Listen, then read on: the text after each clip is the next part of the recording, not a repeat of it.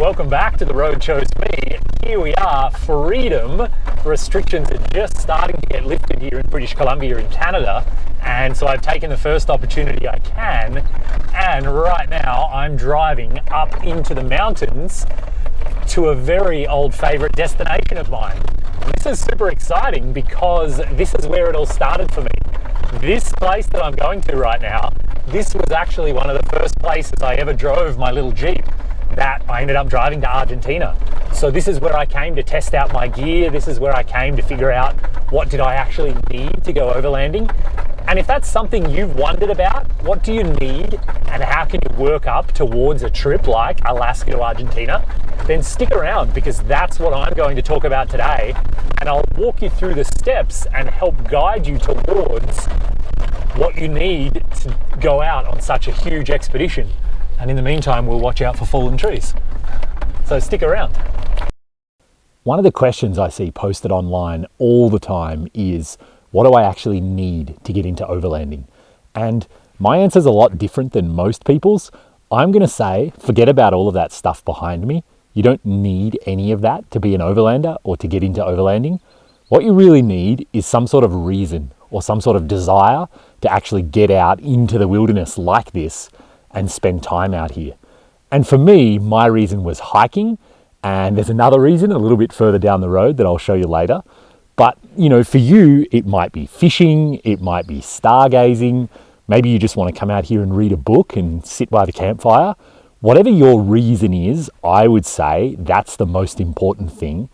And then from there, everything you can build on top of. So once you've already got a vehicle that can drive where you want to get to, that's all you need. You don't need to spend big money on upgrades. If it takes you where you want to go, then it's already good enough. I'd say you need a place to sleep. So you're probably going to have a tent of some kind, a sleeping bag, a thermarest, a camp stove, somewhere like a cooler to store some fresh food.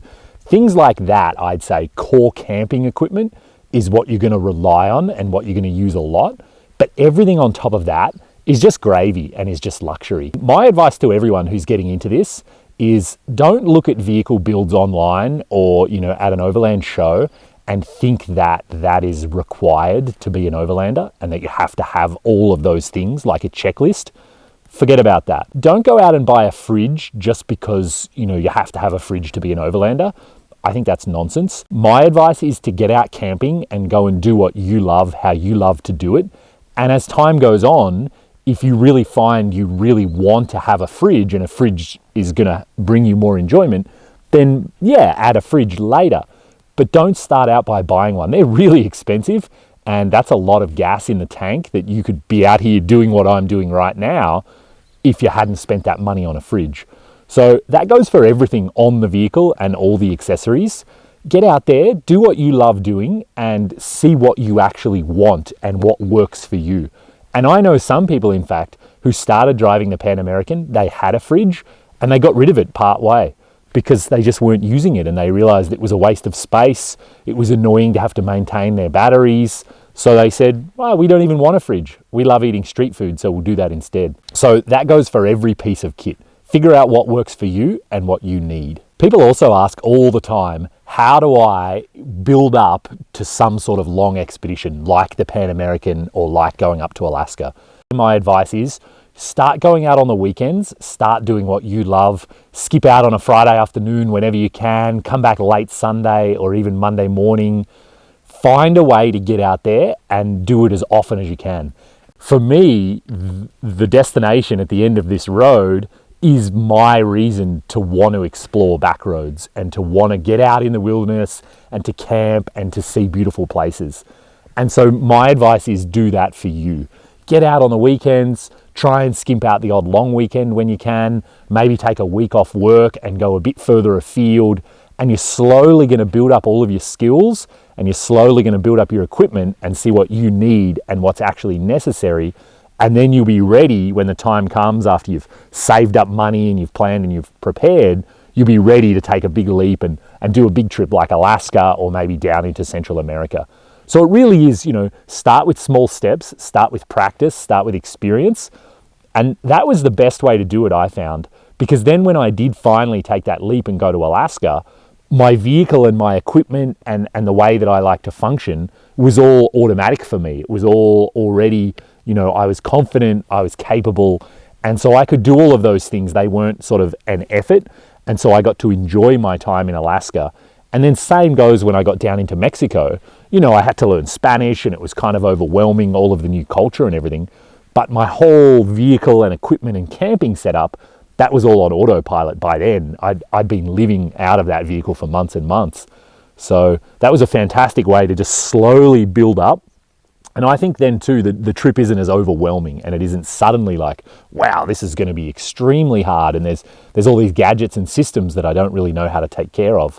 So yeah, just take small steps, practice, get out, do what you love. That's what this is all about. So roll on summer, roll on adventures. Good morning, everyone. I've just woken up here at my camp. This is the place that I found last night, and it's pretty cold this morning. I just went for a walk, and up above me on the mountain I can see fresh snow.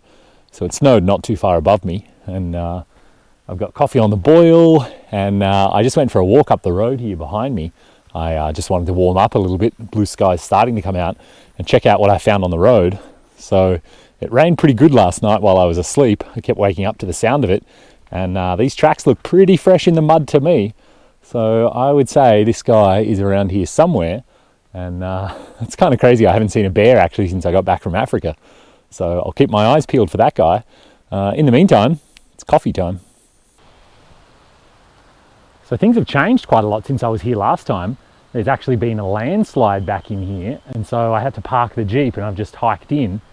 I'm sure I can still get to where I want to get to, but I just recognized this spot and I decided to come and take a detour. I think I'm in the right place. This for me is where overlanding started. This is where I brought my little Jeep. I barely had any gear at all, and I camped here on more than one occasion to test out my gear, to figure out what I enjoyed doing. And I'm pretty sure this is the exact spot right here where the camera would have been on a stump. I was sitting about there and the Jeep was over there, my tent. Things look a lot different now, but yeah, this is the spot where it all started for me, and it's fun to be here again and remember back. Changed my whole life really. Drove that little Jeep to Argentina, and since I've driven all the way around Africa. And all of that was because I had a passion, was because I wanted to get out here and spend time out here in the wilderness and see these kinds of places. That's what it's all about. That's what you need more than anything else to get out overlanding. But let's keep walking further, and I'll show you my excuse and why I come out in the backcountry. Probably going to get my feet wet, but it'll be worth it. Looks a little slippery. Oh. We're good. So I'm hiking along what used to be the road. I guess there was a big landslide here like 7 or 8 years ago, and so I used to actually drive in here. This is what it looks like now, and check out the snow on the mountain there in the background. So it's absolutely stunning in here, and I think maybe 15 or 20 more minutes my destination's kind of at the base of that snowy mountain. We'll see what it looks like. All right, here we are. While I was hiking, the sun has actually burnt off most of the snow from last night. There's a little bit more up at the top of the valley that I'm interested in, but not a lot left anymore. So I'm going to start at the bottom here and walk you up where I'm at to give you the full reveal and show you around what it actually looks like here when you find one of these special places. So first giveaway of what kind of place I'm at. Have a look at this as I get closer. What do you notice about those rocks and about the water coming over the rocks? So that's right, I am at a wilderness hot spring, which BC has many of, and like I said, is the main reason actually that I got into overlanding. I really wanted to come and explore and find these kind of places. And have a look how beautiful this is. Perfect little two-soaker. Tucked away here. A little bit of algae, but nothing you can't clean out in 10 minutes. And have a look at the view you get while you're soaking. It doesn't get much better than that. So that's the first tub you come to. And Unfortunately, this one's just a warm spring, so the temperature here is just a little bit below body temperature, which means on a warm day, it's great. You can soak in here for quite a while. There's more water coming out of the ground just there. But on a cold day, this place just isn't warm enough, unfortunately. And obviously it's a little bit hard to get to, but I think that's a good thing because it deters a lot of people. So this one doesn't get particularly busy, which I like. And yeah, this was an old passion of mine. I had that little Jeep and I had my camping set up, and I just wanted to get out into the wilderness and find these places down logging roads. So now that my summer plans are turned upside down, I think I'm going to do a lot of that this summer. I'm going to revisit some of my old favorites. I'm going to discover new ones, and I'll bring you along. But one thing I'm going to say, I'm not going to tell you the names, and I'm not going to tell you where these places are, because I think part of the mystery is in discovering them for yourself and, you know, making the trek and sometimes failing. But that feeling of kind of triumph when you do reach a place like this, it's really special. I mean, check out the view behind me. It doesn't get a lot better than that, to be honest. And so I'm standing right next to water's coming out of the ground here again. And this one is actually the hottest. I measured it once with a thermometer, and it flows into this beauty tub, which is pretty nice. Further up the hill as we go, we get this little one, and then the one that I like the most, and you can see where there's no algae on the bottom, that's where the hot water's coming out. And to give you a good picture of exactly where we are in the world, have a look at this. 1, 2, 3 soaking hot tubs, snow-capped mountains, beautiful lush valley here. So it's about time for me to jump in for a morning soak. But yeah, what I'd say to you is find your reason to get out in the backcountry. Find a reason that you want to go exploring down remote logging roads. And whatever that reason is, get out there and do it. And that's how you'll get into overlanding. So until next time, have fun out there. Let's all hopefully get on adventures soon. Now restrictions are lifting. So what do you guys think? Do you agree with me that the most important thing to get into overlanding is a sense of adventure and a willingness to explore? I'd love to hear what your reason is. Please let me know in the comments below.